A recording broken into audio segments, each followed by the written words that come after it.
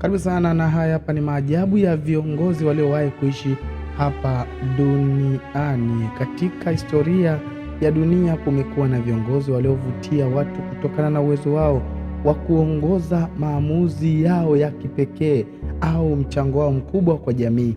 Haya ni baadhi ya maajabu ya mambo hayo ya kushangaza kuhusu viongozi maarufu. Mimi ni Dr. Almasi. Subscribe, kulike, kucomment na kushare. Nitaanza na kiongozi wa kwanza kutoka hapa nchini Tanzania, anajulikana kama Julius Kambarage Nyerere. Anajulikana kama mwalimu kwa sababu ya taaluma yake ya ualimu.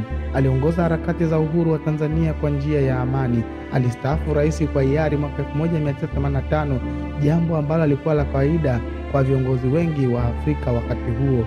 Wa pili ni Nelson Mandela kutoka huko kwa Madiba. Alikaa gerezani kwa miaka 27 kutokana na kupigania usawa wa watu wote nchini Afrika Kusini.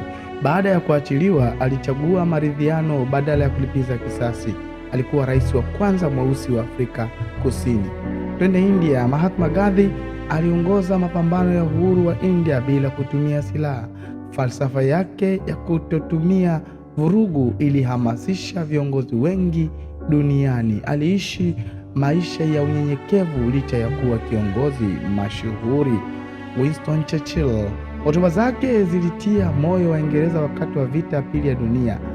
Alitambuliwa kwa uwezo wake mkubwa wa mawasiliano na viongozi wakati wa mgogoro. Abraham Lincoln aliongoza Marekani wakati wa vita vya wenyewe kwa wenyewe. Alisaidia kumaliza utumwa nchini Marekani. Alitambuliwa kama mmoja wa marais muhimu zaidi katika historia ya Marekani. Cleopatra wa saba alijulikana kwa akili, elimu na uwezo wake wa kuzungumza lugha nyingi. Alikuwa mmoja wa watawala wanawake maarufu zaidi katika historia ya kale. Alexander the Great alijenga himaya kubwa sana kabla ya kufikisha umri wa miaka 33. Hakushindwa katika vita vikubwa alivyoviongoza. Funzo kutoka kwa viongozi hawa ni kwamba maajabu ya viongozi hawa hayakuwa tu katika madaraka yao, bali katika maono makubwa ya kubadilisha jamii, uwezo wa kuhamasisha watu, ujasiri wa kufanya maamuzi magumu, kuacha urithi unaokumbukwa hadi leo. Asante sana. Mimi ni Dr. Almasi, na haya ni maajabu 7 ya viongozi ambao walishawahi kuishi hapa duniani.